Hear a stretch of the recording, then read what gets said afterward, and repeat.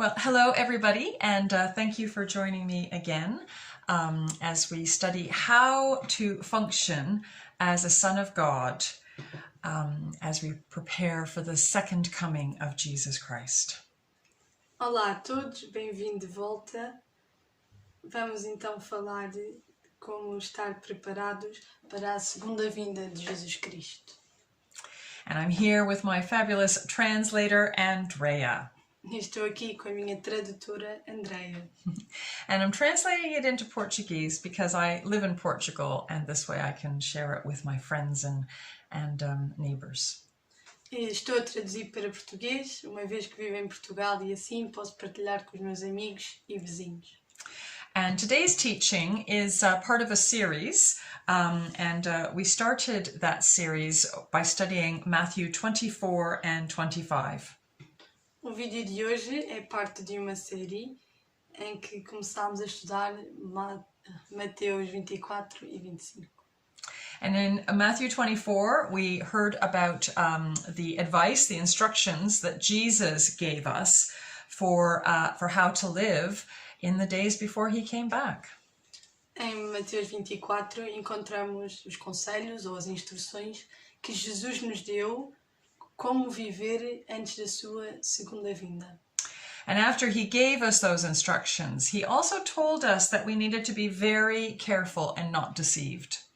Depois dessas instruções, Jesus também nos disse que nós temos de ter muito cuidado e não nos despreocuparmos com este tema. He warned us that there would be two groups of believers. Ele avisou-nos que existirão dois grupos de crentes. We all like to believe that we are part of the group of wise virgins, that we are the good and faithful servants. Nós gostamos de acreditar que somos parte do grupo dos crentes com fé, do grupo das virgens prudentes. But he warned us that there would be many who would be in danger of being called foolish and even wicked. Mas também nos disse que muitos de nós serão parte do outro grupo e que nos comparou a alguém tolo e até mesmo enfeitiçados. And so I encouraged us to really think seriously and to really seek the Holy Spirit and the Word of God to confirm that we are indeed the wise, faithful servants. Então, para termos a certeza que somos os serventes cuidadosos, com cuidado, pedimos então que o Espírito Santo deixe sobre nós. And then after that, I noticed that both Jesus and Paul spoke about how important it was to be able to stand in the day of evil. Depois destas leituras, apercebi-me de que tanto Jesus como o apóstolo Paulo nos dizem como é importante permanecer na fé quando o dia mau chegar. And Paul used the analogy of the armor of God. Paulo utiliza a analogia da armadura de Deus. And so I'm going to go through his suggestions for the armor of God in terms of how to encourage us to stand as sons of God in the end times. Eu vou então analisar esta sua analogia de Paulo e percebermos melhor como é que podemos então permanecer a fé. In this series, we are going to get to the power stuff, casting out of demons, raising the dead. Nesta série iremos chegar às partes mais poderosas e talvez nos interessem mais os demónios, a luta espiritual. But before we do that, we have to go to Christian boot camp and learn some of the basics. Mas antes de podermos aí chegar, temos que começar pela parte mais básica, os básicos. Uma espécie de bootcamp cristão. So that we can have the armor of God firmly in place before we go out there and try to take on our enemy. É importante termos a vestidura de Deus bem posta e bem firme antes que saiamos para lutar. So last week we spoke about the belt of truth and its importance as part of the armor. A semana passada falámos do cinto da verdade e a sua importância como parte da armadura. And you might think that the next thing we're going to talk about is the breastplate of righteousness. E a próxima coisa que devem pensar que vamos falar é da couraça Da justiça. da justiça. But in preparing this series, I kind of realized that actually the helmet of salvation is where it all starts. Mas ao preparar estas séries, apercebi-me que é no capacete da salvação que tudo começa. Without salvation, we haven't got anything. We haven't we're not sons of God, and we don't have any armor. All of the other armor stems from our salvation. Apercebi-me de que sem salvação não temos nada. E então o capacete é uma das partes essenciais. Sem vestirmos o capacete não conseguimos então vestir a armadura. So we're going to move on to the helmet of salvation. And I think this is going to take me 2 videos to cover because it is such a huge topic. But we're going to have a good old start and see how far we get. Vamos então ver o capacete da salvação. Eu acho que isto me durará 2 vídeos, mas vamos a isso. So why did Paul speak of salvation as being a helmet? Então, por que será que Paulo fala de salvação como capacete? Well, the helmet obviously protects our head. And when we think of our head, we think of our mind, our thoughts, our beliefs. Então, o capacete, obviamente, protege a nossa cabeça. E ao pensarmos em cabeça, diretamente nos liga à nossa mente, aos nossos pensamentos, às nossas crenças. You know, the Bible says that we believe with our hearts, and this is indeed very true. A Bíblia diz que acreditamos com o nosso coração, e é bastante verdade. But the battle for our heart actually takes place in our minds through how we process and think about what we hear, see, and experience in the physical world. Mas a grande batalha começa na nossa mente, com tudo o que nós vemos, sentimos, a maneira como nós percepcionamos a vida. It is what we think and believe in our minds that determines whether or not we can actually receive God's salvation and benefit from His salvation. E são essas crenças que nós temos na nossa mente que nos permitem ou não receber e beneficiar da salvação de Deus. God has already done everything to save us from everything. Deus já fez tudo para nos salvar de tudo. But we have to know in our minds what we have been saved from. Mas nós temos que saber nas nossas mentes de que é que fomos salvos. We have to know in our minds how and why we are saved. Também temos que saber como e porquê que somos salvos. We have to understand with our minds how to receive that salvation. Nós temos que compreender como é que nós recebemos essa salvação. And then we receive confirmation that we are saved, and it is that point that we believe in our hearts, and then we can fully benefit from God's salvation. E aí sim, recebemos a confirmação na nossa mente de que somos salvos e só depois conseguimos completamente beneficiar dessa salvação e sentir isso em nosso coração. This is why the belt of truth and the helmet of salvation are so important. E é por isso que o cinto da verdade e o capacete da salvação são tão importantes. We must first know what the truth is, and then we must meditate on that truth and keep our thoughts focused on that truth. Primeiro devemos saber o que é verdade, mas depois devemos repensá-lo e ter nos nossos pensamentos todo esse processo. And the moment anything that comes into our minds that contradicts that truth, we must cast those lies down. E tudo o que nos possa passar pela nossa cabeça que nos desvia da verdade e da salvação, devemos afastar desses pensamentos. 2 Corinthians 10 verse 3 says, "For though we live in the world, we do not wage war as the world does. The weapons we fight with are not the weapons of the world.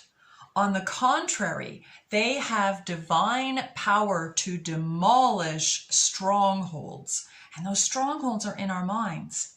We demolish arguments and every pretension that sets itself up against the knowledge of God, and we take captive every thought to make it obedient to Christ. Como Coríntios 2:10 diz, pois embora vivamos como homens, não lutamos segundo os padrões humanos. As armas com as quais lutamos não são humanas, ao contrário, são poderosas em Deus para destruir fortalezas. Destruímos argumentos e toda a pretensão que se levanta contra o conhecimento de Deus e levamos cativo todo o pensamento para torná-lo obediente a Cristo.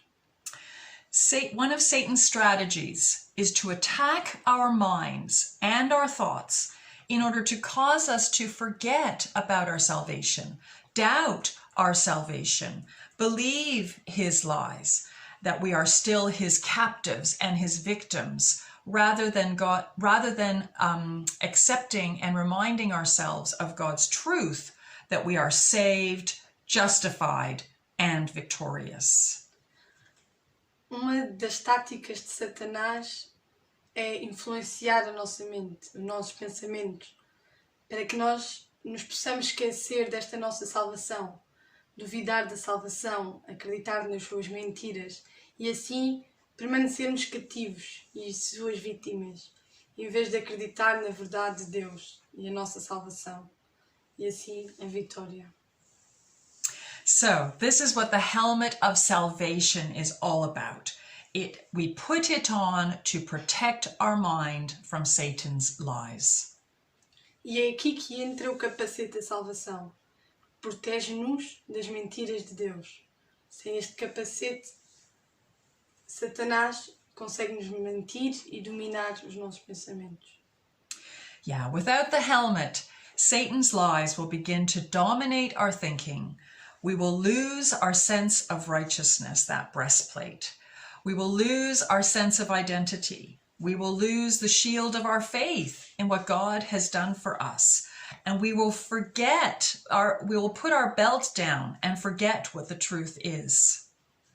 Sem este capacete, nós perdemos o sentido de retidão, perdemos o sentido de identidade, perdemos a nossa fé e a fé em o que Deus já nos fez e faz-nos esquecer e largar o cinto da verdade e esquecer a verdade. We will begin to doubt the reality that we are saved from everything, and we will lose the sense of the extent of our salvation. E assim perdemos esta realidade e a noção da salvação e perdemos a noção do quão grande é esta salvação. We will have no gospel of peace to share with others because we won't feel that peace ourselves. Nós não teremos então a palavra de paz para partilhar com os outros, porque também não temos paz para nós próprios.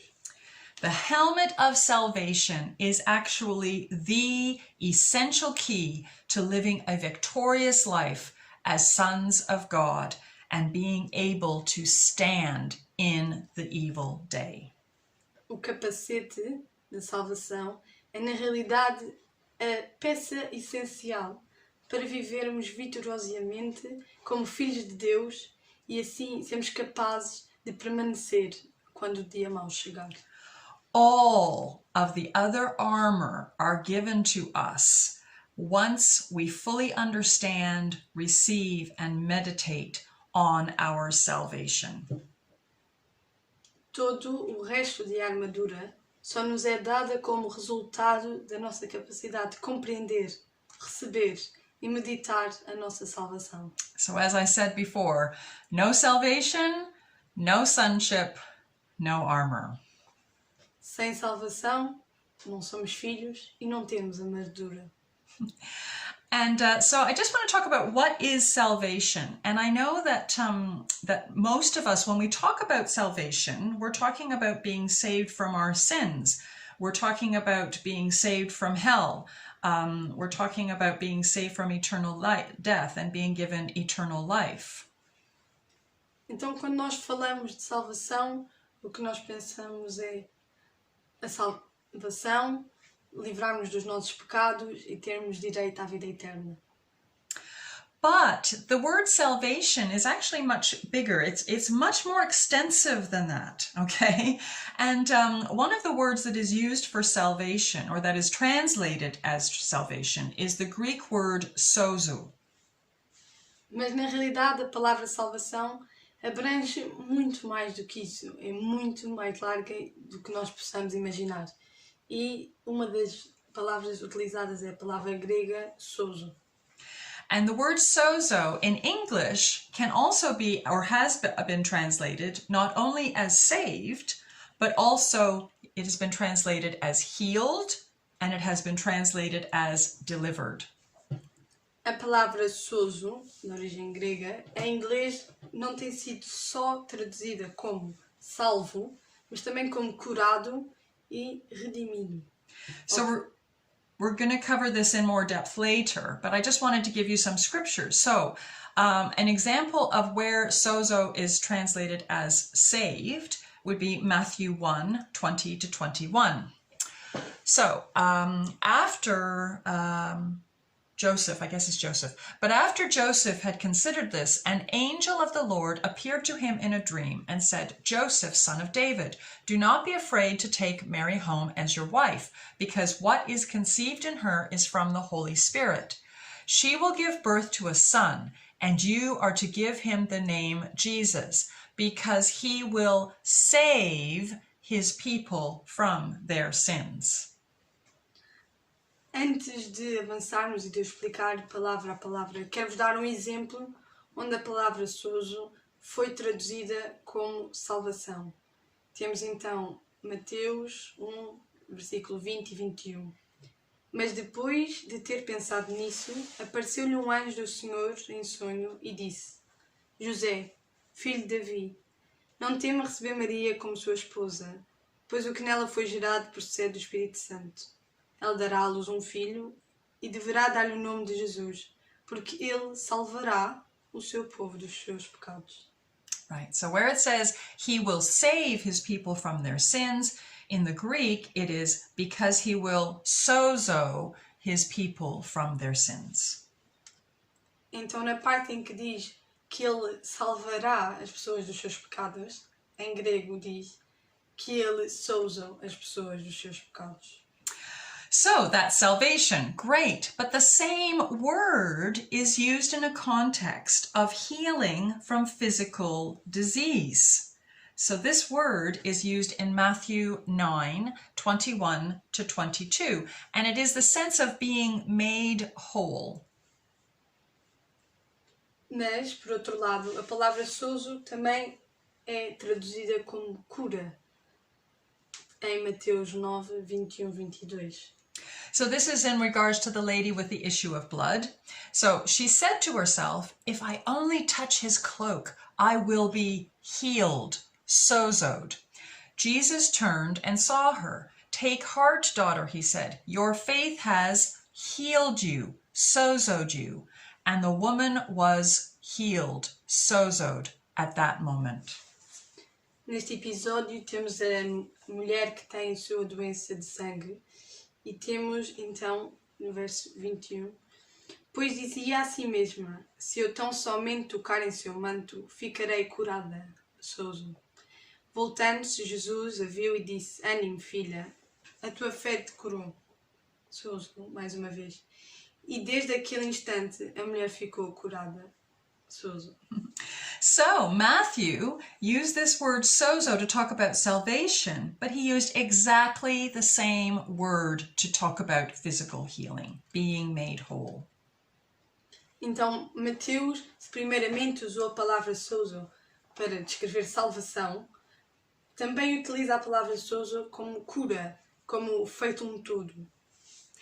But then he goes even further, and the example in Matthew is Matthew 8:25, but I'm actually going to read another verse, Luke 8:36. Mateus, mais à frente, também utiliza a palavra sozo como redimido, resgatado.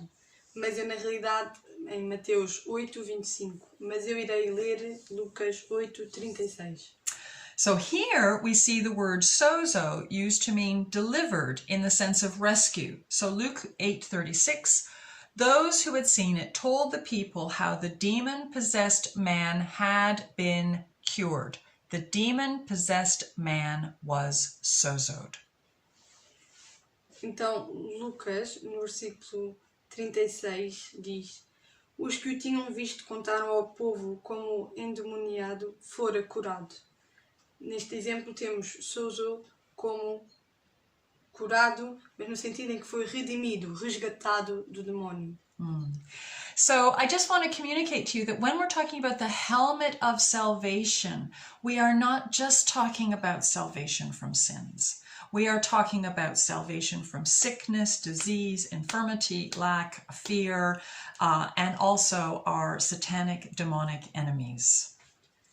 E com isto eu só vos quero relembrar que quando falamos de salvação, não simplesmente falamos da cura e libertação dos nossos pecados, mas a cura e libertação das doenças, do medo, das enfermidades, da falta das coisas que tanto necessitamos. That's huge. E isso é enorme. So I'm going to talk a little bit more about what we are saved for and from and who we're saved from.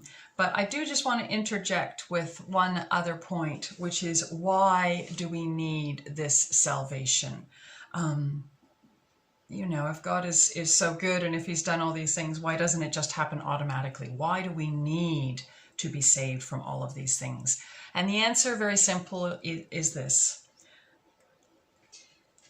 Então, eu vou aprofundar de quem e o que é que nós somos salvos. Mas antes disso, temos que pensar: porquê que precisamos da salvação? Se Deus é tão sagrado, tão perfeito, porquê que este processo de salvação não acontece simplesmente automaticamente? Porquê que precisamos de salvação? So the answer is quite short and simple. Basically, God is holy and sinless, and we are not. A resposta é bastante simples. Deus é santo e sem pecado, e nós não somos. Romans chapter 3, starting at verse 9, says, "For we have already made the charge that Jews and Gentiles alike are all under the power of sin.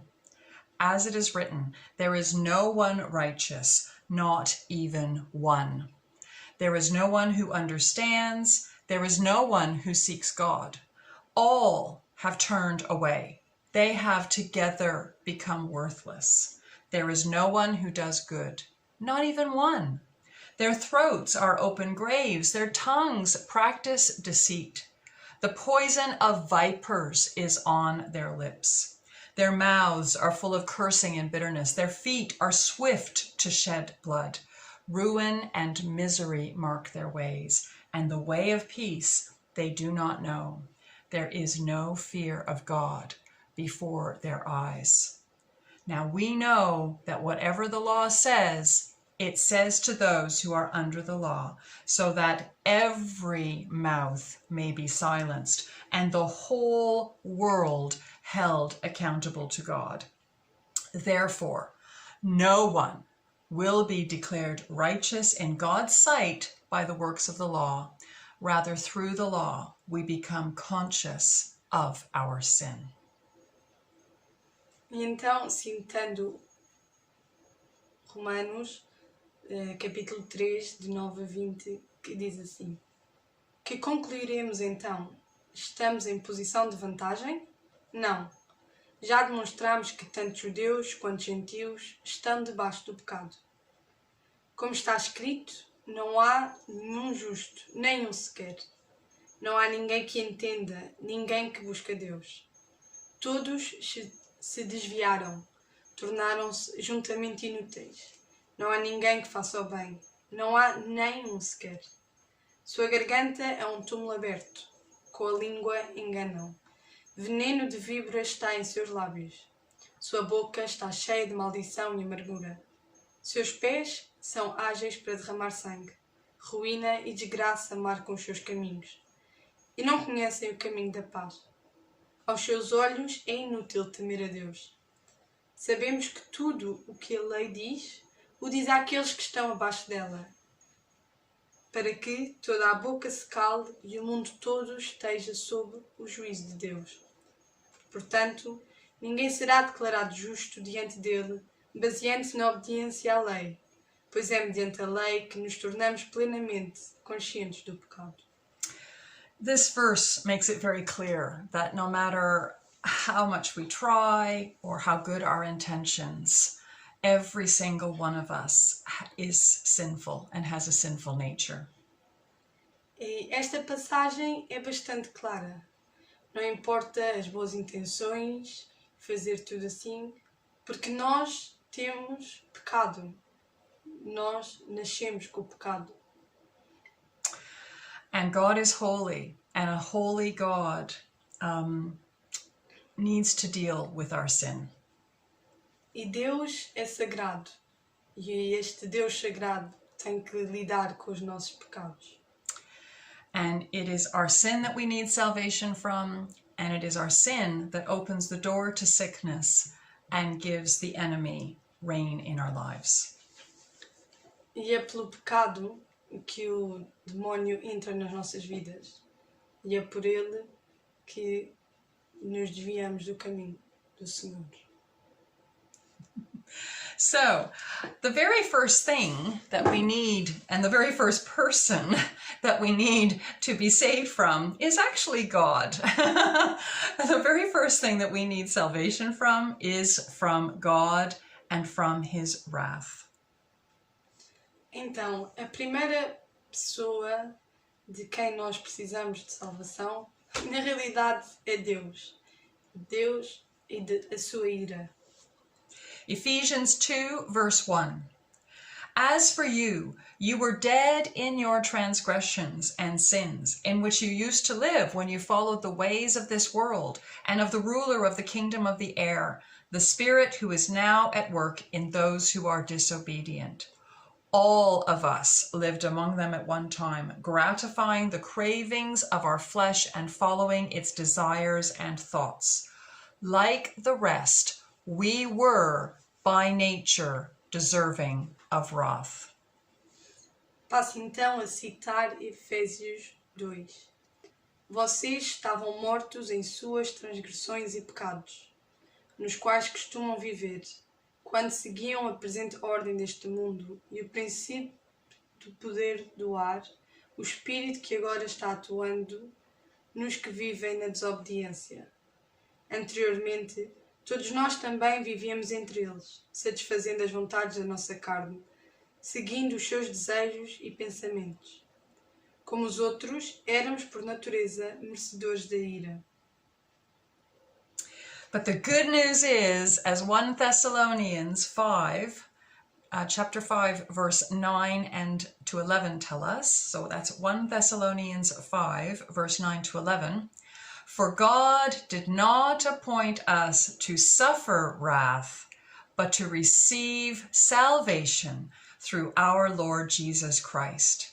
He died for us, so that whether we are awake or asleep, we may live together with him. Therefore, encourage one another and build each other up, just as in fact you are doing. Mas não vos preocupeis, porque, como diz no livro Tessalonicenses 1, nós, porém, que somos do dia, sejamos sóbrios, vestindo a couraça da fé e do amor e o capacete da esperança da salvação. Porque Deus não nos destinou para a ira, mas para recebermos a salvação por meio de nosso Senhor Jesus Cristo. Ele morreu por nós para que, quer estejamos acordados, quer dormindo, vivamos unidos a Ele. Por isso, exortem-se e edifiquem-se uns aos outros, como de facto vocês estão fazendo. So hallelujah, that because of God's love for us, we can be saved from his wrath and receive salvation from our sins. But the other things come from the curse So the other thing that we are saved from is the curse of death. And the curse of death was spoken over mankind in Genesis 2, starting at verse 16. And the Lord God commanded the man, "You are free to eat from any tree in the garden, but you must not eat from the tree of the knowledge of good and evil. For when you eat from it, you will certainly die." Assim sendo, também nos temos que livrar da maldição da morte. Citando Gênesis 2.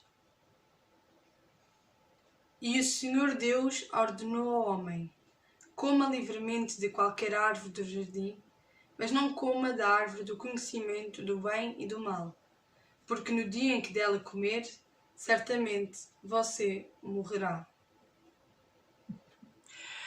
So without salvation, mankind would be caught in eternal death. For Romans 6:23 says, "The wages of sin is death." E assim, sem a salvação de Deus, nós estamos destinados à morte, tal como diz em Romanos 6, 23. Pois o salário do pecado é a morte, mas o dom gratuito de Deus é a vida eterna em Cristo Jesus, nosso Senhor. Amen. Yes, because that is the good news. We were condemned to eternal death, but thanks to God's salvation, the gift of God has been given to mankind, which is eternal life in Christ Jesus, our Lord. Mas aqui está a boa nova. Apesar de estarmos destinados à morte, com a salvação de Deus, teremos direito à vida eterna. Galatians 3, starting at verse 13, Galatians 3:13. The way that this happens is that Christ redeemed us from the curse of the law by becoming a curse for us. For it is written, "Cursed is everyone who is hung on a pole." Mas, tal como está escrito em Gálatas 3, Cristo nos redimirá. Será que vocês são... Cristo nos redimiu da maldição da lei, quando se tornou maldição em nosso lugar, pois está escrito: maldito todo aquele que for pendurado no madeiro. Isso para que em Cristo Jesus a bênção de Abraão chegasse também aos gentios, para que recebêssemos a promessa do Espírito mediante a fé. Amen. And this was why Peter was able to preach on the great day of Pentecost in Acts 2, starting at verse 27, I think. No, sorry, it's Acts 2 anyway. And it's also found in Psalm 16, verses 8 to 11. "I keep my eyes always on the Lord. With him at my right hand, I will not be shaken. Therefore my heart is glad and my tongue rejoices. My body also will rest secure, because you will not abandon me to the realm of the dead, nor will you let your faithful one see decay." E foi por isto que Pedro pôde proclamar no dia de Pentecostes, como está escrito no Atos dos Apóstolos 2 ou no Salmo 16. Porque tu não me abandonarás no sepulcro, nem permitirás que o teu santo sofra decomposição. Tu me fizeste conhecer os caminhos da vida e me encherás de alegria na tua presença. Amen. So we are saved from the wrath of God, which we deserve because of our sinful nature, and we are saved from the curse of death. Hallelujah.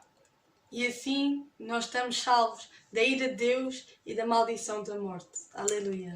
But it gets better. We are also saved from the curse of oppression from our satanic and demonic enemies. Mas isto ainda melhora. Também estamos salvos da maldição da opressão de Satanás e dos demónios, os nossos inimigos. And this promise was given to us in Deuteronomy 30, starting at verse 2. So I'm going to read verses 2, 3, and then 7.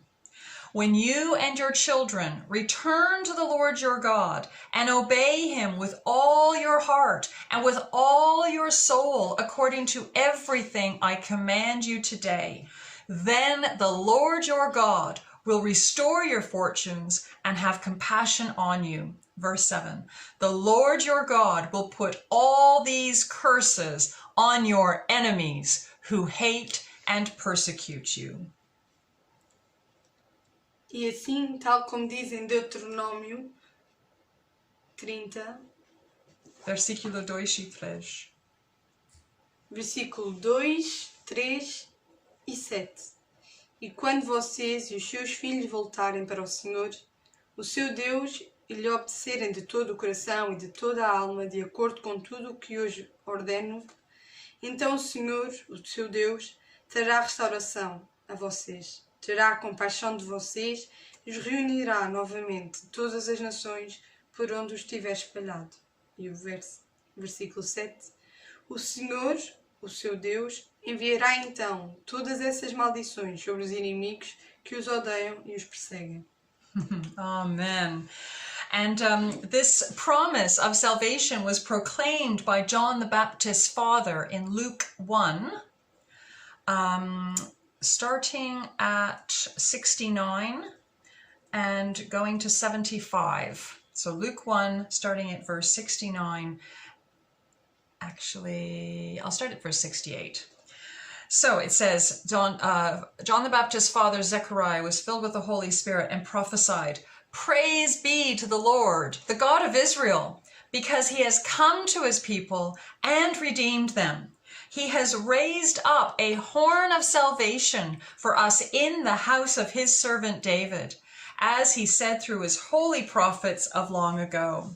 Salvation from our enemies and from the hand of all who hate us, to show mercy to our ancestors and to remember his holy covenant, the oath he swore to our father Abraham, to rescue us from the hand of our enemies and to enable us to serve him without fear, in holiness and righteousness before him all our days." E assim como canta Zacarias em Lucas capítulo 1, louvado seja o Senhor, o Deus de Israel, porque visitou e redimiu o seu povo.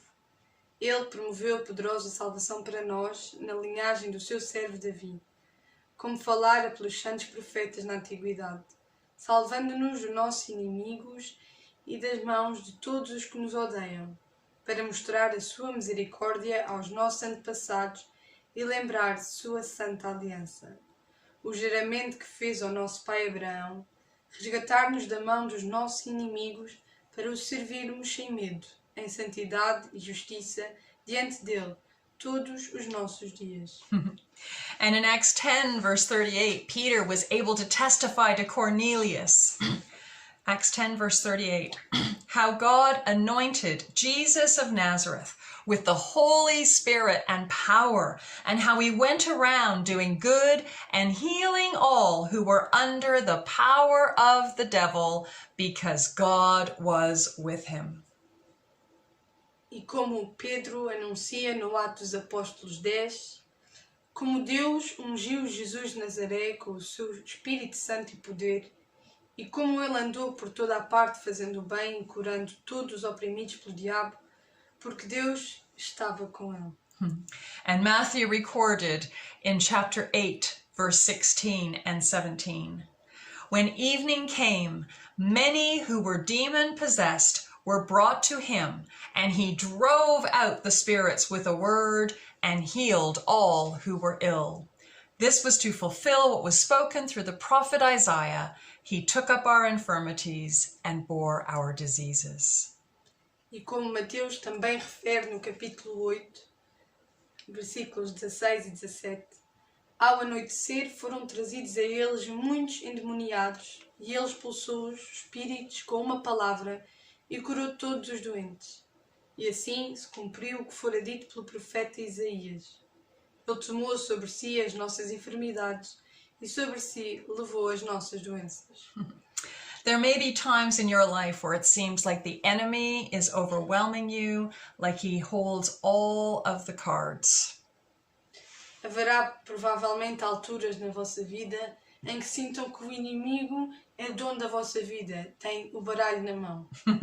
But that is not true.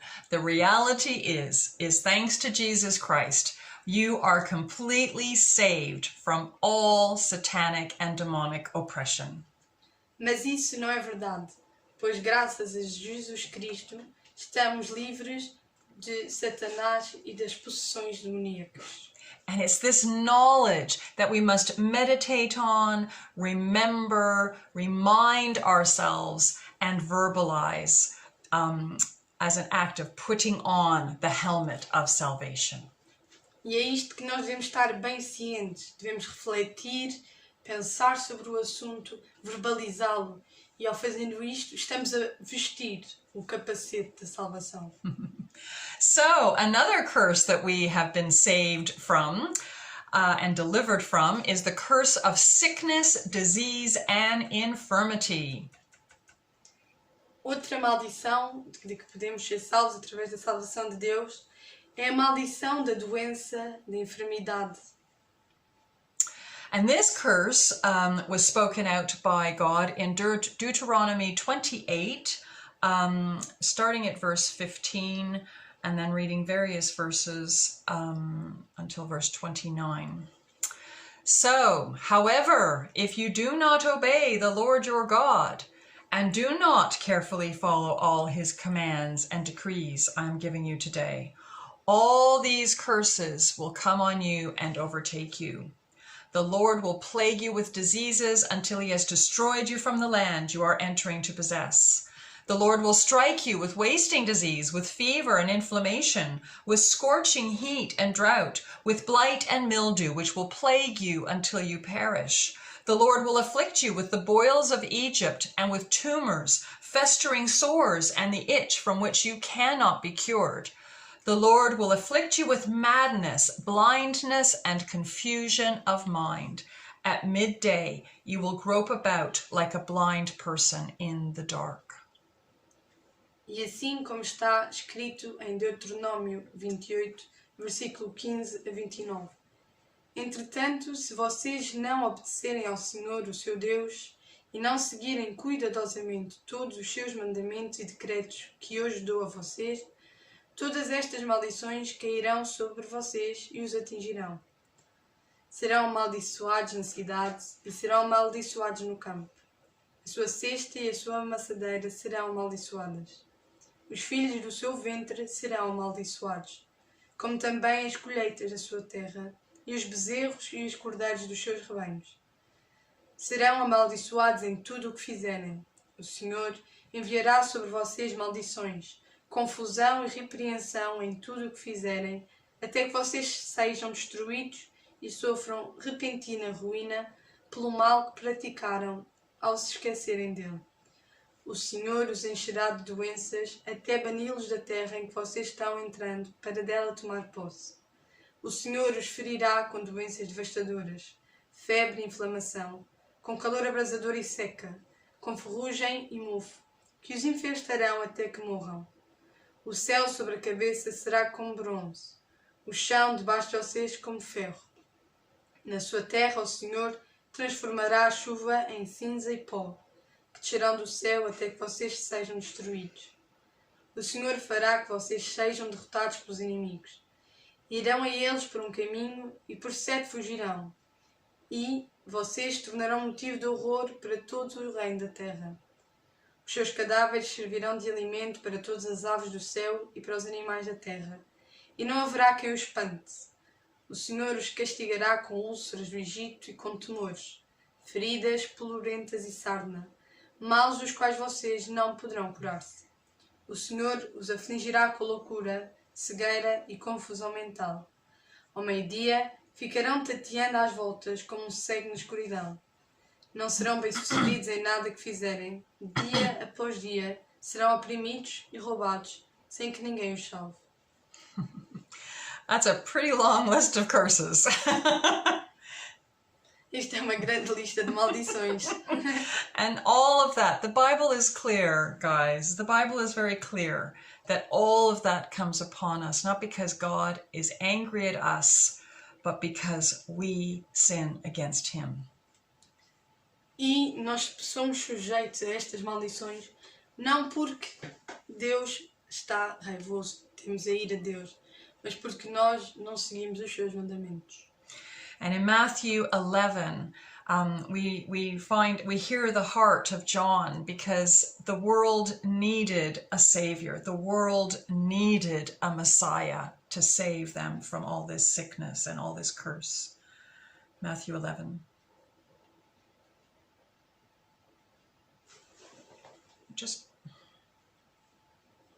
E como Mateus, no capítulo 11, diz, João, ao ouvir na prisão o que Cristo estava fazendo, enviou aos seus discípulos para lhe perguntarem: És tu aquele que haveria de vir ou devemos esperar por outro?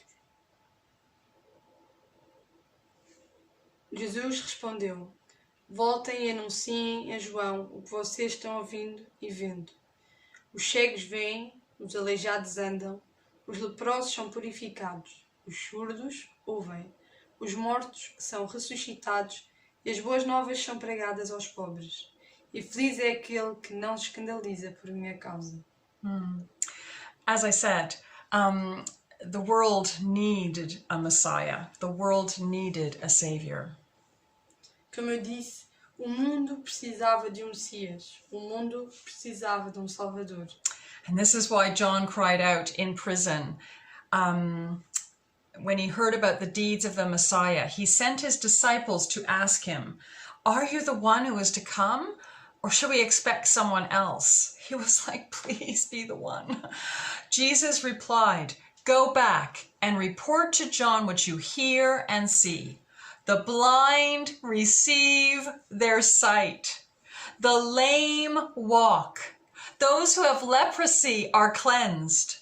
The deaf hear, the dead are raised, and the good news is proclaimed to the poor." Jesus was going through the countryside, demonstrating that the curse that had been proclaimed by his Father was now dealt with. E é por isto que, quando João estava na prisão, chorava e só pensava: por favor, que seja este o Salvador. E é aí que Jesus responde: vão, voltem e digam a João que os cegos veem, os aleijados andam, os leprosos são purificados, os surdos ouvem, os mortos são ressuscitados e as boas novas são pregadas aos pobres. Jesus andava pelo campo espalhando esta boa nova, a sua mensagem. Before Jesus showed up, there was sickness, disease, infirmity, and no solution. Antes de Jesus chegar, havia doença, enfermidade, não havia solução. And this is why when he showed up, people were jumping up and down for joy and coming from miles. E é por isso que quando ele chegou, as pessoas gritavam de alegria e andavam quilómetros para o verem. And we read in Matthew 4, verse 23 and 24, Jesus went throughout Galilee, teaching in their synagogues, proclaiming the good news of the kingdom, and healing every disease and illness among the people. News about him spread all over Syria, and people brought to him all who were ill with various diseases, those suffering pain, the demon-possessed, those having seizures, and the paralyzed, and he healed them. E é por isso que no capítulo 4 de Mateus podemos ler: Jesus foi por toda a Galileia, ensinando nas sinagogas deles, pregando as boas novas do reino e curando todas as enfermidades e doenças entre o povo. Notícias sobre ele se espalhavam por toda a Síria, e o povo lhe trouxe todos os que sofriam de vários males e tormentos, endemoniados, loucos e paralíticos, e ele os curou. God is no respecter of persons. Deus não discrimina as pessoas. Jesus didn't make anybody jump through a hoop in order to be healed. Jesus não fez ninguém avançar sobre os seus obstáculos para ser curados. If anybody came to him, he healed them. Se alguém chegasse a ele e pedisse, ele o salvaria. He demonstrated that the curse of sickness, disease, and infirmity was completely dealt with. Assim, Jesus demonstrou que a maldição da doença e da enfermidade estava completamente ultrapassada pela salvação. And that is just as true for you as it was for every single one of those people that came to him in faith. E isto é tão verdade para ti como para todas as pessoas que foram até ele com fé e lhe pediram. I encourage you that if you are suffering or struggling with any sickness, any disease, any infirmity, that you find the verses in the Bible that demonstrate that Jesus has healed everybody, that you are healed, and meditate on those words. E se estás passando por algum momento de doença, enfermidade, dificuldade, eu recomendo que leias estas passagens onde vemos que Jesus salva e cura toda a gente. E reflete sobre isso. Because you are saved, you are healed, and you are delivered. Porque tu estás salvo, tu estás curado e tu estás resgatado do mal. Amen. And there's just two more curses that I just want to deal with. Another curse that we've been saved from is the curse of fear. Só há mais duas maldições que vou querer mencionar. E a próxima é a maldição do medo. Psalm 27, starting at verse 1 says, "The Lord is my light and my salvation. Whom shall I fear? The Lord is the stronghold of my life. Of whom shall I be afraid? When the wicked advance against me to devour me, it is my enemies and my foes who will stumble and fall. Though an army besiege me, my heart will not fear. Though war break out against me, even then I will be confident." E assim como canta o salmista no Salmo 27, o Senhor é a minha luz e a minha salvação. De quem terei temor? O Senhor é o meu forte refúgio. De quem terei medo? Quando homens maus avançarem contra mim para destruir-me, eles, meus inimigos e meus adversários, é que tropeçarão e cairão. Ainda que um exército se acampe contra mim, meu coração não temerá. Ainda que se declare guerra contra mim, mesmo assim estarei confiante. These are the words of a person who has their helmet of salvation firmly in place. Isto são as palavras, o cântico de alguém que tem o capacete de salvação bem posto e bem firme. The words of somebody who had received a revelation in advance of Jesus Christ. São as palavras de alguém que teve uma revelação de Jesus Cristo. The same Jesus who told his disciples in John 14, verse 27, "Peace I leave with you, my peace I give you. I do not give you as the world gives. Do not let your hearts be troubled, and do not be afraid." São palavras que também podemos ler em João, capítulo 14, versículo 27. Deixa paz a vocês, a minha paz vos dou. Não a dou como o mundo a dá. Não se perturbe o seu coração, nem tenham medo. This whole series is about how to survive the end times, how to live as a son of God in the days until Jesus returns. And, you know, the Bible is pretty clear that lots of really difficult times are going to come. It talks about the saints being beheaded. It talks about the enemy making war with the saints. It talks about all sorts of environmental things going on where the planet is basically self-destructing. You know, lots of scary things. And the point of this is that to be a son of God in those days is to not fear. We need to have that helmet of salvation on that says, "The Lord is my light and my salvation. Whom shall I fear? What shall I fear?" And we need to have those words of Jesus in our hearts and in our minds, saying, "Do not be afraid." Esta série é como sobreviver quando o dia mau chegar e saber como viver como filhos de Deus antes do retorno de Jesus.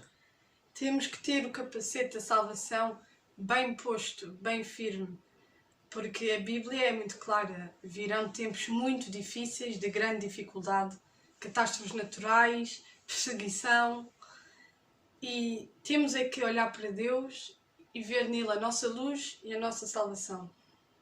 Amen. So, the last curse that I wanted to talk about today before we finish this is the curse of lack. A última maldição que eu quero mencionar antes de terminarmos este vídeo é a maldição da falta, da necessidade. And even in these days that we're living in with the COVID-19 lockdowns, a lot of people are really struggling with lack. E especialmente nestes tempos que estamos a viver com a pandemia da Covid-19, muita gente está a experienciar necessidades. But the Bible tells us that the Lord has delivered us from lack. And we need to know that, we need to believe it, we need to be living by it. Mas a Bíblia é muito clara. A Bíblia diz que nós estamos livres da maldição da necessidade, de que Deus prevê e proverá.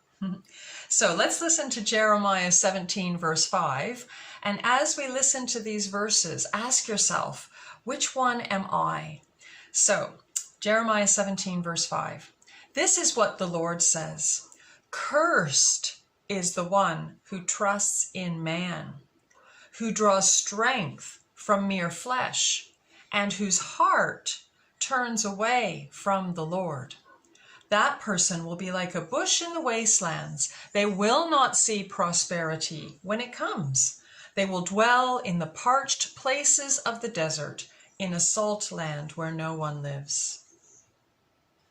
E agora, ao lermos Jeremias capítulo 17, vamos refletir qual destes dois tipos de pessoa é que nós somos.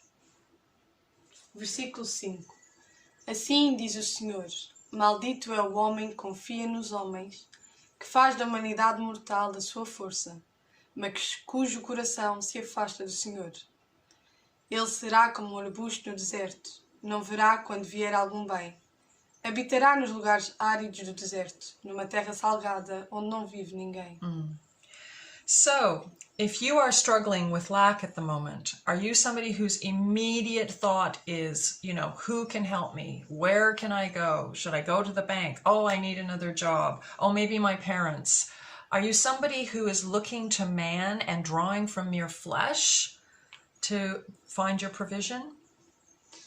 E nos momentos de maior necessidade, a quem recorres?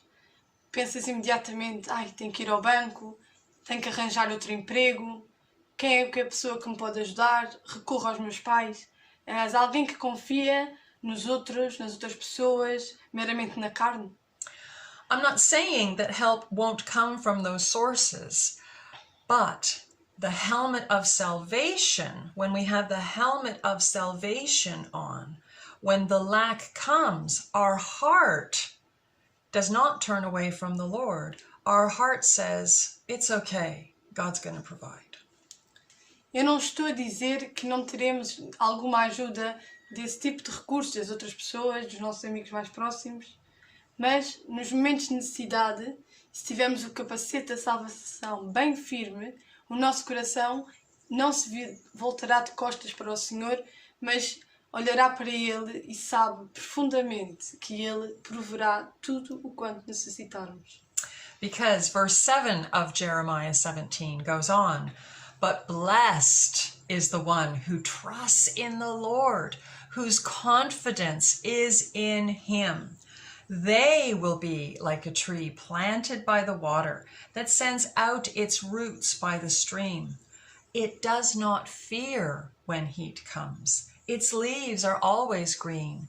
It has no worries in a year of drought and never fails to bear fruit. Mas como o capítulo 17 de Jeremias continua no versículo 7, mas bendito é o homem cuja confiança está no Senhor, cuja confiança nele está. Ele será como uma árvore plantada junto às águas e que estende as suas raízes para o ribeiro. Ele não temerá quando chegar o calor, porque as suas folhas estarão sempre verdes. Não ficará ansiosa no ano da seca, nem deixará de dar fruto. Jesus told us, he said, do not worry, do not be anxious, for your Father knows what you need. Jesus disse-nos, não se preocupem, não fiquem ansiosas ou ansiosos, porque Deus sabe exatamente o que precisas. If the Father can feed the birds of the air, then he will feed you. Do not worry about what you will wear or what you will eat or what you will drink. Se Deus preocupa com os pássaros que voam, com os lírios do campo, muito mais preocupará contigo. Por isso não te preocupes se não tens que vestir, de comer ou de beber. Ele providenciará. So, in the times of difficulty that are coming, when there might be lack, you might lose your job. You might not be able to go to supermarkets and buy things. E nos tempos de necessidade que virão, nós viveremos tempos difíceis. Talvez não teremos trabalho, não possamos ir ao supermercado comprar as coisas que precisamos.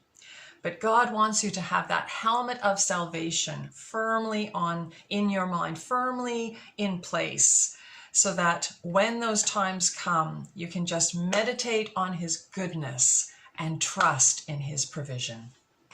Mas Deus quer que tenhamos o capacete da salvação bem posto, bem firme, que dentro da nossa cabeça, dos nossos pensamentos e do nosso coração, saibamos que podemos contar sempre com Ele. So I hope you've been blessed by this teaching. I hope that you have seen that the helmet of salvation isn't just about being saved from the wrath of God. Espero que este vídeo vos tenha ajudado e que vos tenha ajudado também a perceber que a salvação não é simplesmente não nos salva da ira de Deus. It's about being saved from death. It's about being saved from sickness, disease, and infirmity. É sobre sermos salvos da morte, sobre sermos salvos da doença, da enfermidade. It's about being saved from the attacks of the enemy and his lies and his accusations. É sobre sermos salvos do ataque do inimigo, das suas mentiras, das suas acusações. It's about being saved from fear and being saved from lack. É também sobre sermos salvos do medo e da necessidade. And when difficult times come, if we have that helmet in place, then our very first thought will be about the Word of God and knowing that He will fulfill that Word. E assim, quando o tempo de necessidade chegar, saberemos profundamente no nosso pensamento e no nosso coração que Deus estará lá para nós e providenciará tudo o quanto necessitarmos.